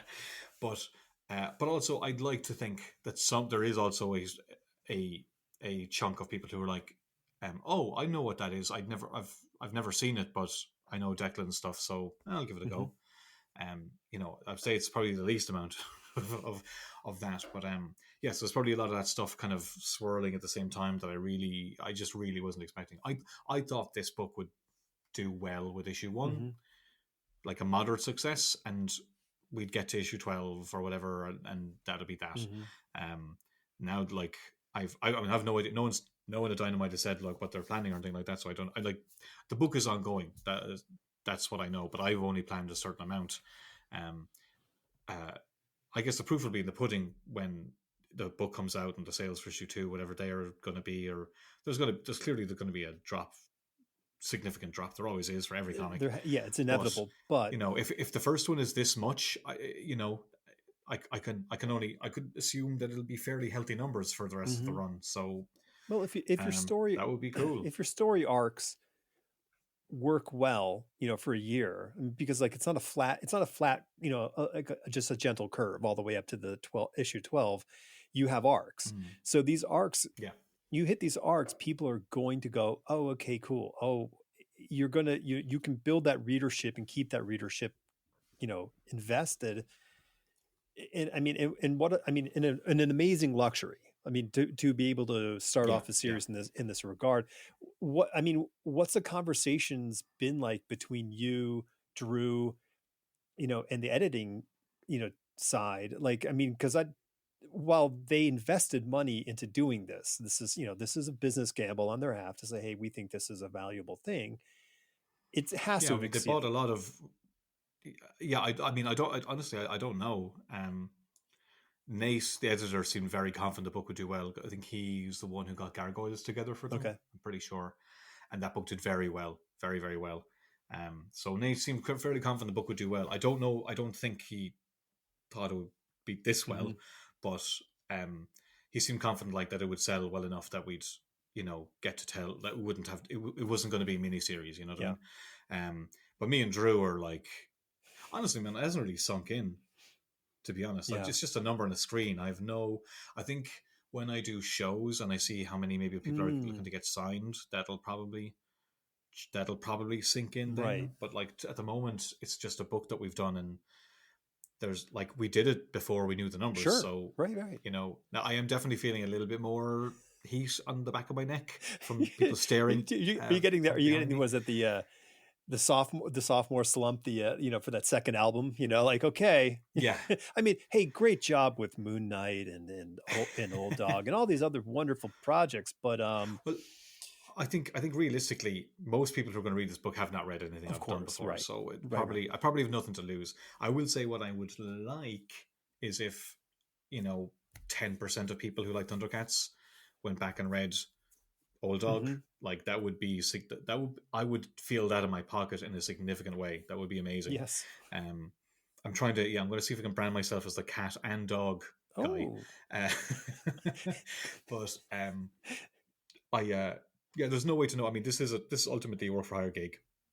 I right. most you got to remember most people. I mean, also I'm probably going to get a certain amount of negative Mm-hmm. feedback from this because anything that sells that much is going to have people who are going to love it and people are going to hate it. Mm-hmm. So in a way, it's kind of freeing to not really care about that.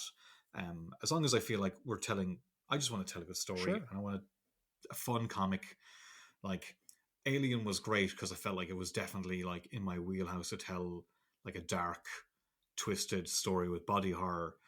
This is a very different muscle. Mm. This is like getting to write like a Marvel comic, like a genuine superhero comic, um, which isn't really an offer I was expecting to come my way, but is a cool challenge, and I like, I'm liking like I'm like I'm writing, you know, haste panthro for I, whatever. Like Sure.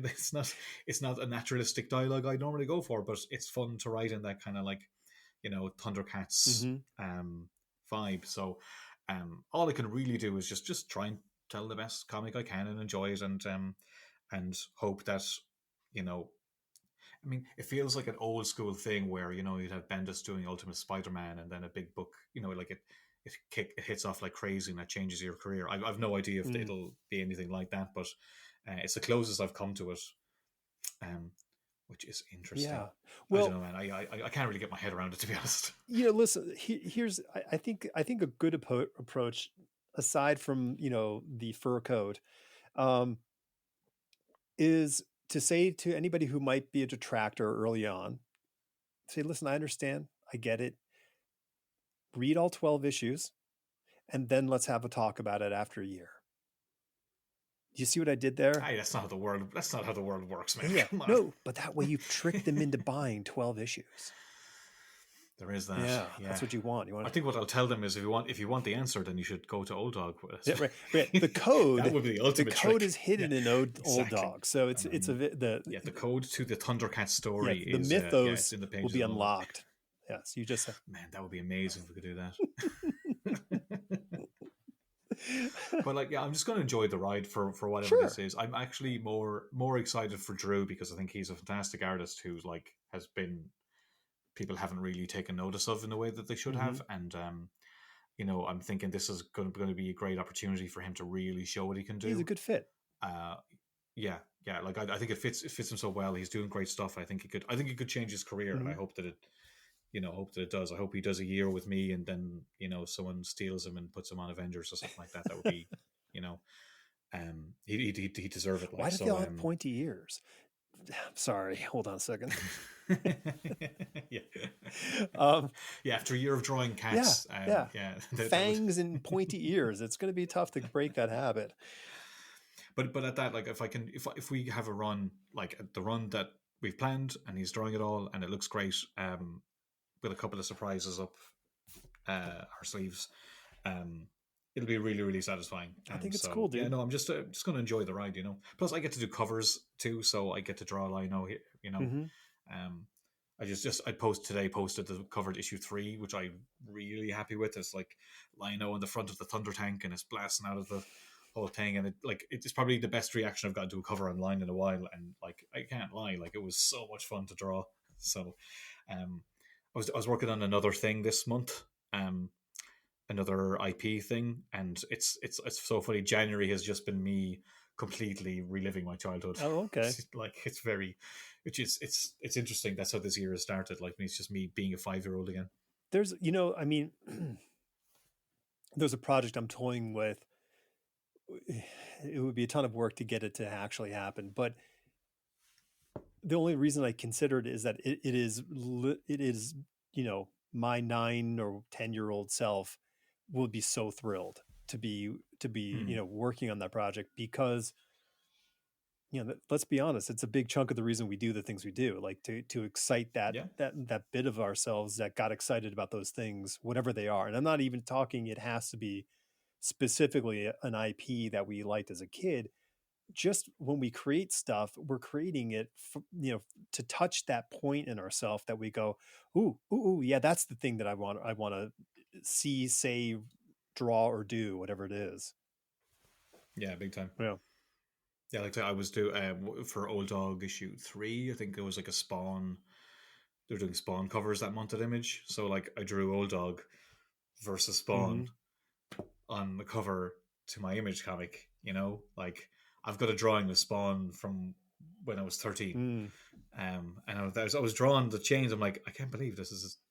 I'm drawing my own Image character fighting Spawn in an Image book. That is kind of a mind. That is wow. It's insane, and it is nice to have those opportunities to like tap into that stuff, because I think that can really energize you for a long time. Yeah. But sorry, what were you? Well, saying? I was, you kind of started everything off with the, saying, hey, you had a lot of writing that you need to get done. And, what I heard you say is something that I struggled with for a long time. I found that I couldn't write at my design desk because I didn't consider doing the writing work. Because when I sat at the design desk, I had my client work, and there was an email, operating, and I'm working. Like, this is where I work.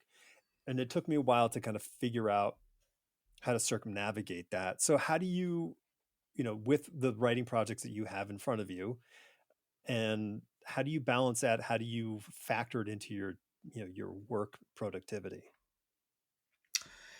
Yeah, it's a good question, because I can't, like, this is the desk I'm at here is my drawing desk, so I can have the laptop. Well, I don't write on the desktop. I write on my laptop.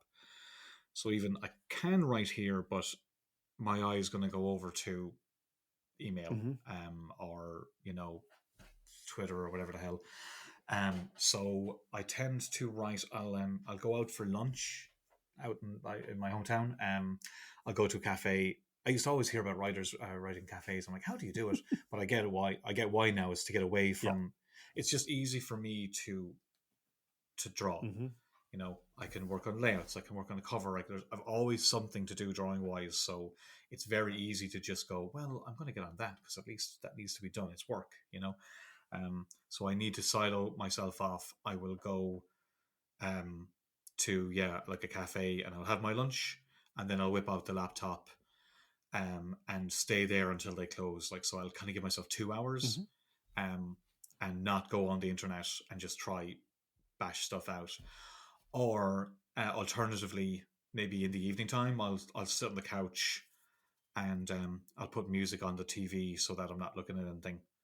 Um, and I'll just try write on the couch. So I either write on the couch or in a cafe Okay. generally. Um, I have to put myself in a scenario where I have to, Yeah. you know. Yeah.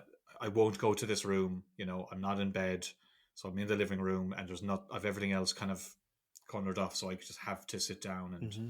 and do it. Alternatively, also there's trains. I travel like around up and down on trains a good bit, so trains and planes. Okay. So because I won't draw when I travel, but I can write, Mm-hmm. and traveling is probably one of the few times where my brain gets to kind of um Wander. yeah. It's just like to not think about anything Mm-hmm. or just be just let it saturate what's around you rather than me concentrate on what's directly in front of my Mm-hmm. face. So I do try and plan if a script needs to be done, that like if I'm traveling, I'll work on the first stage of it then when I'm just a lot of its structure, and then I'll kind of polish it off when I get home. Yeah. Little things like that. Like I'll try and navigate, you know, writing work around traveling because I just can't draw when I travel, Mm-hmm. so I may as well maximize it. And it is, like I said, it is good to just let your mind wander sometimes. And um, showers do that, walks do that, but being on a train and having nothing else to do does it too. Yeah. Yeah. There's a the shower thing. Just so people are up to speed. It's the negative ions that happen from being with the water. So the negative ions actually like Really? they free up your ability to kind of relax, and your brain kind of will come up with things. Walking, the same act happens in the act of walking. It's a healing action. So it's good for our minds to walk, run, but walking's even better than running in the terms that your body doing the activity. If you go for a walk in the woods, it's even better. Like all these things kind of Mm. cumulatively build up. It's hard for me, it's very hard to keep single thoughts in my mind when I'm walking or running. So when I'm walking, I'll do audio notes. So I'm like, oh, if I have an idea, I will add the audio notes to my phone just to make sure that I'm keeping these things, because otherwise they Yeah, disappear. I've done it a few times. I'm not very good at it, but I have a few times that's happened. I think it's just forcing yourself to just literally let your brain breathe. Yep. And it frees up all the junk Mm-hmm. and lets just stuff kind of pour in. No, when I started walking more a few years ago, and it was, I think, I think I remember Ben just talking about cycling. Mm-hmm. They had more idea when he was cycling. I was like, oh, that sounds crazy. But then I started walking, I'm like, oh, yeah, I get it now, because I'm just too focused on the next thing on my list that I need to do today, be it Mm-hmm. like an email or be it solicits or working out the dimensions for something I'm doing. Like there's always just like monkey The work that next needs to thing. be done. Yeah. Yeah. So it's hard to give your brain the time, because especially with writing more, and also basically writing my own projects that I draw. Like I think that's the thing that's getting me now. I'm like, I just want to draw stuff, but I can't draw anything until I write it Right. because I have to write it. Yeah. Um, which is a nice problem to have by all means. But I'm aware of it now. And it's easy for me to just really just switch on work mode and like draw, and the writing has really impacted that. Whereas it's kind of totally it can really ruin my drawing workflow because something needs to be done related to writing, Mm-hmm. not even writing itself, but like related to that side of the job. So I'm trying to silo off drawing time and writing time, and also, you can only pull from your. I've called it like my creative pool, um, where I could go through a stage where I'm seeing lots of things and having lots of experiences, and it all, fills the creative Mm-hmm. waters. And then I can go through periods where I'm not seeing things or doing things, and I'm pulling from it the whole time, which is fine. But if you're not refilling it, Yeah. that thing will go right down to the bottom, and that's when you kind of crash and burn. And then your derivative. Yeah. It's Hmm. yeah, no, and that was another If I'm not already. well, sure, yeah. But I mean, that was something I wanted to bring up was that you're going to a cafe, you're engaging, like you're outside of your yourself, and you're engaging. So the more that as a writer, I mean, even as an artist, your observational skills come into play, but being out there in the world and doing things, listening to people talk, talking to people, all sorts of stuff, seeing films and music or whatever it is, it, all that stuff builds up. Going and having a really unique, different, dinner experience. Just putting Hmm. yourself in a situation which is not your regular comfort zone. And I'm not saying looking for a bad thing, but just the fact is all your senses fire off and you're paying attention and you're soaking this in because those become parts for scenes and pieces of Well, yeah, I characters. mean, like I got ideas from like real life, Mm-hmm. not shows. I mean, I find I watch things that I get inspired by, but in a way of like I want to tell something meaningful or whatever, Mm-hmm. like not a plot point. But I get more notions of things for like overhearing something or being out and walking around. I mean, I'm very much live around normal people. When I lived in Dublin, it was all cosmopolitan and whatnot. But here, it's like, "Hello, Mary, how are you? Oh, Jez, mate." Like it's very, Wait, they call you Mary there? And no, no, I'm overhearing Oh, people. okay, all right. Yeah, yeah, no, no. That was me talking to Mary, actually. No, but it gets me because I spent like all my formative years at Marvel were spent basically just head down and slogging, Mm-hmm. slogging, slogging, slogging for about 10 to 15 years, and it definitely had an effect on me. I was, you know, I was durable, so I was hanging in there, but I also was running towards a wall for sure, and I kind of know my limits now, and I know a little bit goes a long way. A little break here goes a long Mm-hmm. way. Like you know, it's little things like if a friend invites me to something before, I'll be like, oh no, I've too much work, I can't go. Whereas now I'll be like, I'll go. Work is going to be there Mm-hmm. anyway. I'll get it. I always get it done. I'll, you know, I hit my deadlines. Yeah. It'll get done. It's more important to have an experience. Now, for, you could go.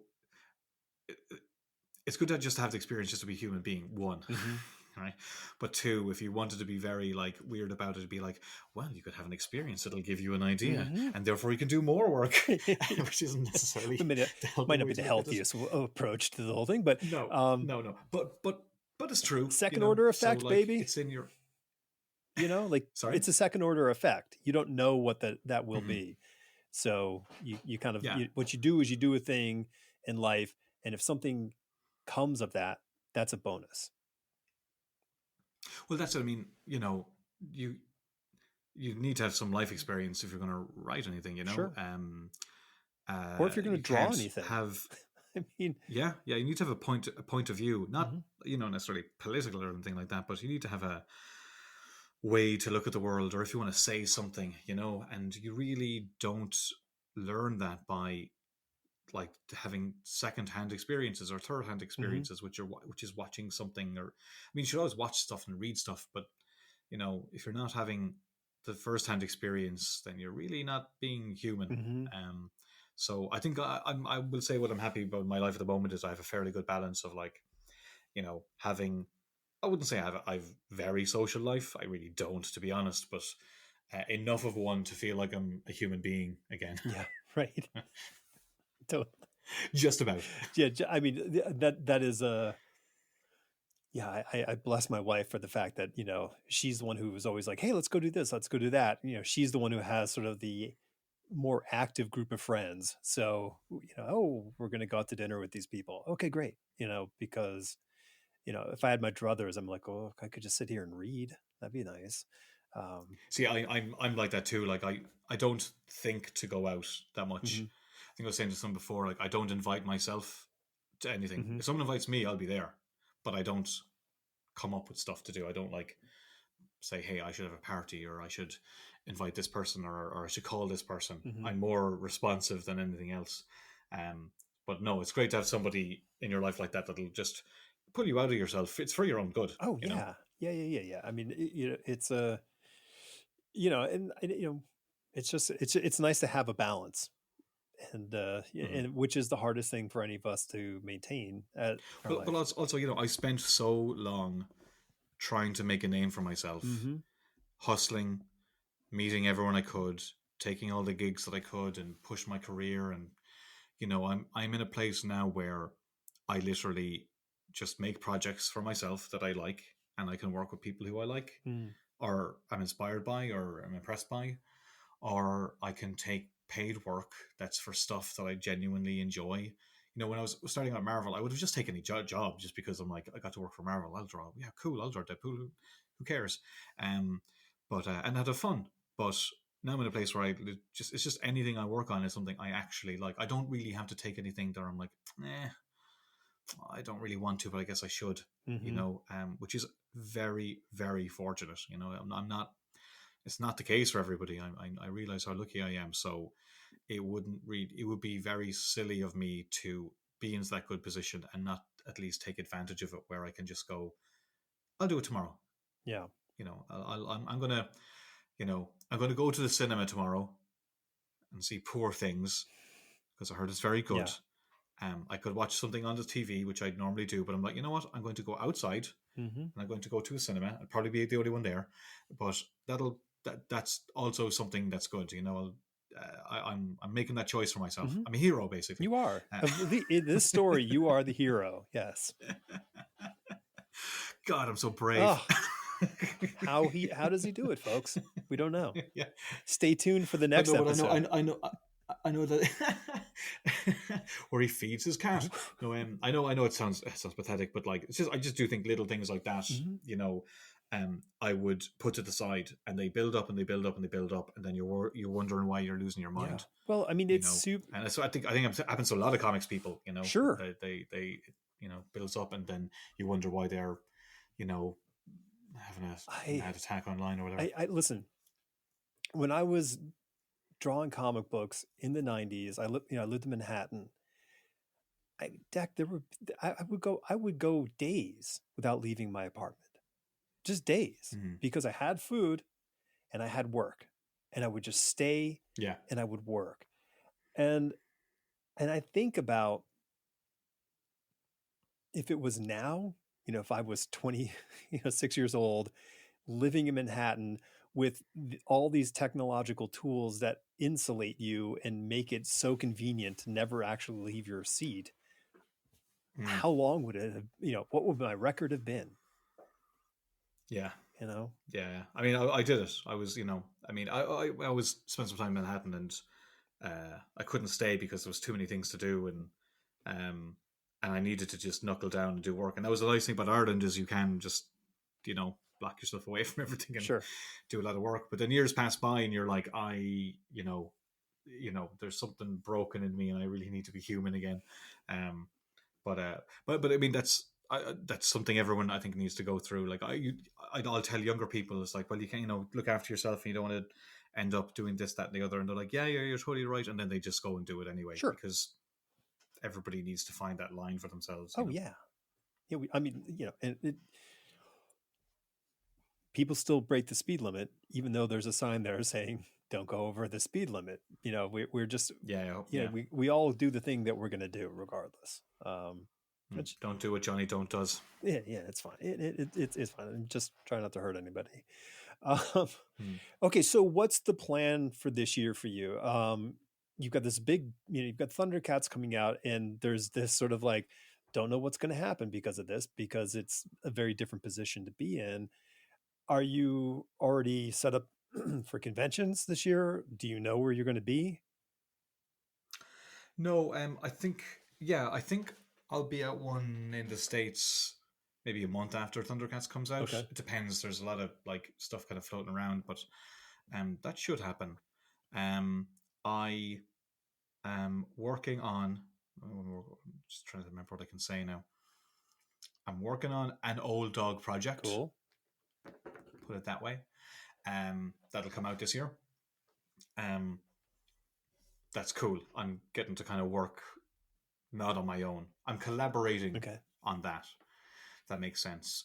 I have a pitch with one of the big two, which I think will get approved. I'm not sure. It's kind of at the last stages now. Mm-hmm. So if that gets approved, that'll be what I work on. I'm working on. Let me see. I'm working on a short story at the moment. I'm writing and drawing, but it'll be announced late. It'll be announced late February, Okay. so I can't say what that is. And then I'll do my old dog thing, and then if this pitch happens, I'll be working on that for the first half of this year, pretty much, and then I'll go back to old dog. That's my rough plan. What's your gig? Well, I want that to be Hellboy for me, Mm-hmm. that I can just kind of hop on and do a story and then go do something else and come back and do that. It can't survive as a monthly book because I can't do it as a monthly book. Mm-hmm. So I figured I'd change the format so that I can come back and just do a chunk of story, go back and come, go back and forth. So I'm going to do more work for hire for the first half of this year and then back to creator owned. I have another project I want to pitch to Image that I'm currently writing the outline for, Mm-hmm. and we'll see what happens there. But yeah, it's more work for hire at the moment while kind of tipping away on an old dog project. But yeah, I mean, there's plenty. I'm pretty sure I'm forgetting something as well. Who knows? Who knows? Yeah. Well, I mean, anybody, all I have to do is just follow you on Twittergram Sky, and they'll find you there. Blue Twittergram Sky. I don't know. Yeah. No, I'm limited. I'm still on Twitter. I'm on Instagram. I have a newsletter, and now I have a podcast, and I'm leaving it at that. No more other social medias. Like any of the other ones, it just seems like everyone's just patting themselves on the back, and there's only 12 people talking to each other. So I've no interest in that. I hear you. I that is a tough thing. I will say last year was mainly creator-owned stuff outside of Alien, and it was a tough grind. Like just trying to promote your own stuff was really, really tough. So I'm hoping that a year of work for hire will get me more attention that I can maybe bring back to my own projects. In the later half of the year. It's a strategy that I have no idea if it'll work, but what can you do? You got it. Listen. You plan for the worst and hope for the best. yeah. But look, worst case scenario, I'm still getting to do stuff I like. Like it's not like the thing I'm pitching. I'm like, oh, this is going to be horrible. It'll be great fun. Right. I'm trying to not get my hopes up because I know the stuff could just all fall apart. Mm-hmm. But if it happens, I'll be delighted. If it doesn't happen, I'll just go back to old dog. Sure. So I'm like, poor me. Yeah, yeah. I mean, and I think you encapsulated the Irish spirit in that. So like, it could all fall apart. That's fine. Yeah. Fuck it anyway. Yeah, exactly. Yeah. Yeah. I mean, I think it's cool. I mean, listen. Like it's tough to plan your career is a very hard thing to do. You don't know which way the wind will blow. I remember Sean Murphy was very good to me when I was younger, and he was asking me what my plan was. And then I was at 28 days later, Boom at the time, and I said, if I can get from Boom to IDW, and then IDW, within a year, and then maybe IDW to Dark Horse within a year, and then from Dark Horse to Marvel within a year, in 4 years, I think that'll be great. Mm-hmm. And I think it was like 3 weeks later I got an email from Marvel, which totally ruined your plan. There's no way I could have known. Yeah, exactly. My super plan. Damn you, Marvel. And I don't think I could have imagined doing something like Moon Knight with Warren, and then like the TV show stuff, and I have the Savage Town graphic novel I have has been optioned for an animated series, whether or not that who knows happens is a whole thing. I don't know, but lots of this stuff I could never have imagined, and to be in a position now where I'm basically kind of making my own projects is just the perfect. I wanted to be Frank Miller, Mm-hmm. you know, and I'm getting to basically kind of do that type of stuff now. So I think I was talking to another creator, like some people just get to do a job in comics and they're happy, and I had that, and some people get to like work and do their own stuff, and I got to do that, and some people get to do both, and I get to do that, and some people get to generate like I on all the rungs of like achievements within this field. I'm within, I'm not the biggest name in the world or anything, but as regards what I get to make, I'm actually like, not a lot of people are getting to do what I can do. So, of course I'd always like it to sell better. Mm. I'd always like, you know, more attention and success because I'm totally up my own arse. So that'll always be the case. But to be in a position where I can just be creative and make a living, I'm so lucky. Yeah. So and all you can do is try and plan for as much as you can, or whatever steps you want to make. Like doing Old Dog was definitely a big step for me because I realized I've never really done this, and I don't want to go another 10 years and not having done it. Yeah. And I did, and that's why it's a project I am most proud of, because I really put my money where my mouth is with that. Well, it feels So yeah, very much it feels very much like you're telling something from inside, if that makes sense. I definitely am. Like it's a genre sci-fi, espionage. In a way, it's the most generic thing you could do, but I'm hoping me doing it is more interesting. But I would say it's probably the most personal story I've ever told. It's just kind of wrapped up in a lot of like, people being punched through the walls and Knives. people being ripped apart and You have stuff. lots of Yeah, knives. yeah. I'm very happy that you have a lot of knives going on. It makes a lot of pleasure for me. I'm like, yes. Yeah, they're fun to draw. Yeah. Well, I mean, the fight. They're easier than guns. Well, you know what it is like, I think it goes back. I mean, first off, like, I'm a fantasy kid, so I love sword fights and all that kind of junk. But it makes me think of like some of the great scenes in Appleseed when, Shiro has Dunin fighting it out with a knife with somebody, and I'm like, and they're just totally badass scenes. And you're like, yes. Appleseed. I haven't read that in a long, long time. You should give it another read. I've forgotten about it. Yeah. It's so yeah. cool. I love it. Yeah, I mean, Old Dog is like, and like, listen, if it's your Hellboy, it's your Hellboy, and that's great, right? Yeah, I mean, there's other stuff I want to do too. Like I have like 3 other ideas I'd like to do that I personally would like to write and draw. But I love working with artists as well. So like I think that's my sweet spot. If I can write and draw my own thing and write something, I like a couple of other things for other artists. Yeah. That I always feel, well, one, I'm going to be engaged with seeing what they draw. I can scratch a work for hire itch. Like if this work for hire gig happens, I'll still be getting to write and draw something. I'll just be paid for it rather than being creator owned. Like it was last year was funny because I was doing more creator owned and my side gig was writing Alien. Like the side gig was always a creator owned stuff for the most part, other than injection.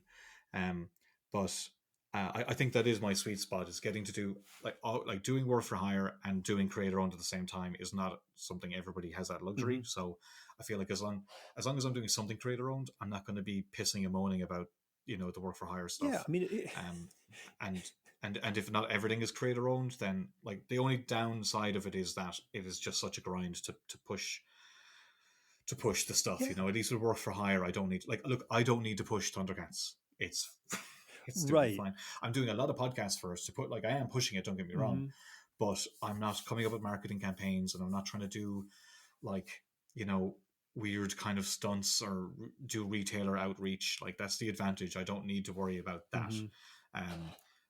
But at the same time, if I don't do that for a while, I'm going to feel like I don't have any control over my own thing.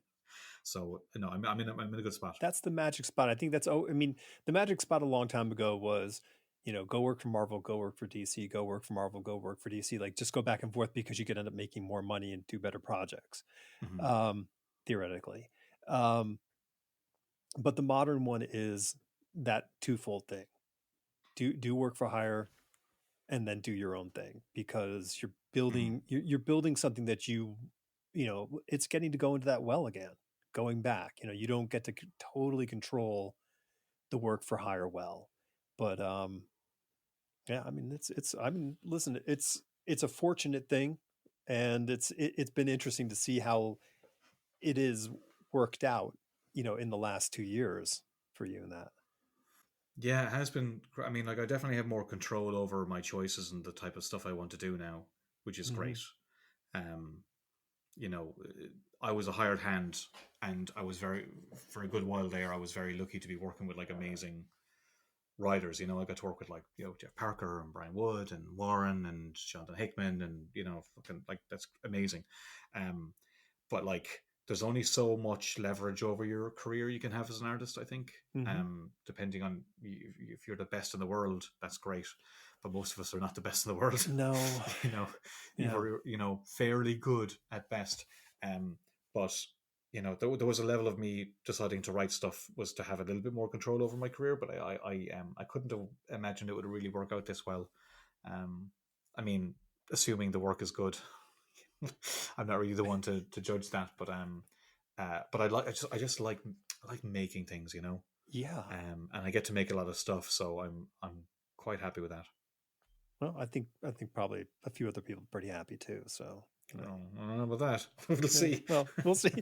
Well, it's a safe place to be. Just totally terrified that good morning, good night, Wesley, almost likely kill you in the morning. So Yeah, yeah. you can live under that sword of Damocles, or whatever you said, the guillotine early. Yeah, So yeah, your own a guillotine of your own making. that's it. Except it doesn't come down fast. It comes down very slowly, which is Slow. actually It's the slow that's guillotine. that's yeah, which is a more horrific idea when you think Ooh, about it. yeah. Okay. Thumbs down. Yeah.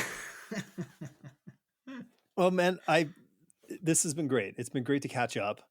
It's been great to talk. Thanks for having me, man. Like, yeah, I didn't mean to be hounding you before. Just, I saw with all I'm doing a lot of podcasts and stuff, so I didn't want to miss this You one. come on, just say it. You just want to make sure you got some time on the best podcast in the business, right? Right? Right? You said it. You said it, so I don't need to.